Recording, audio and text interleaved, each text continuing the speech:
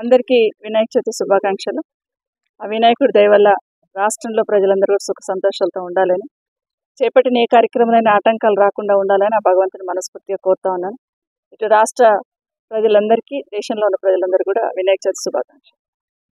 ఈరోజు మోకిలలో ఉన్న లాపలమా విల్లాస్లో వారం రోజుల నుండి వాళ్ళు ఎదుర్కొంటున్న సమస్యను మీడియా ద్వారా ప్రభుత్వం దృష్టికి తెచ్చే ప్రయత్నం చేశారు. మీడియాకి అందరికి అభినందనలు తెలియజేస్తా ఉన్నాను.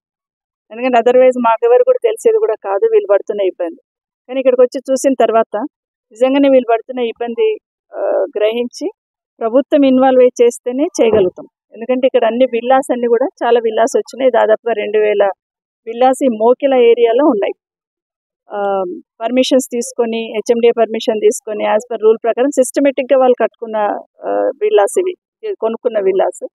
కానీ ఈ వర్షం వచ్చిన తర్వాత వాళ్ళు ఊహించని సమస్యను ఎదుర్కొంటున్న ఈ సందర్భంలో ప్రభుత్వం ఇన్వాల్వ్ అయి చేస్తేనే వాళ్ళకు భవిష్యత్తులో ప్రాబ్లం లేకుండా ఉండడానికి అవకాశం ఉంటుంది.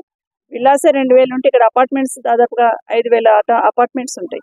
ఎందుకంటే హైటెక్ సిటీకి చాలా దగ్గరగా ఉంది కాబట్టి చాలామంది ఇక్కడ ఐటీ ఎంప్లాయీస్ అందరు ఇక్కడ కూడా సొంత ఇల్లు కొనుక్కోవాలని ఆశ ఉన్న వాళ్ళందరూ ఇక్కడ కొనుక్కున్నారు. కాబట్టి వాళ్ళకి ఇబ్బంది లేకుండా చూసుకోవాల్సిన బాధ్యత ఖచ్చితంగా ప్రభుత్వం మీద ఉందని విజ్ఞప్తి చేస్తా ఉన్నాను. ఎందుకంటే గతంలో ఈ ప్రాంతానికి శాసనసభ్యురాలుగా ఉన్న నాకు బాగా తెలుసు. ఈ ప్రాంతంలో చిన్న చెరువులు, కుంటలు చాలా ఉండేవి. సో మధ్యలో వాటన్నిటిని కూడా పట్టా ల్యాండ్లలో ఉన్నాయి కాబట్టి ఇది మాది అని చెప్పేసి అధికారుల అబ్జెక్షన్ చెప్పిన సందర్భంలో ఆటోమేటిక్గా నేను అనుకోవడం వెంచర్స్ అయినట్టున్నాయి. సో వెంచర్స్ కావడంతో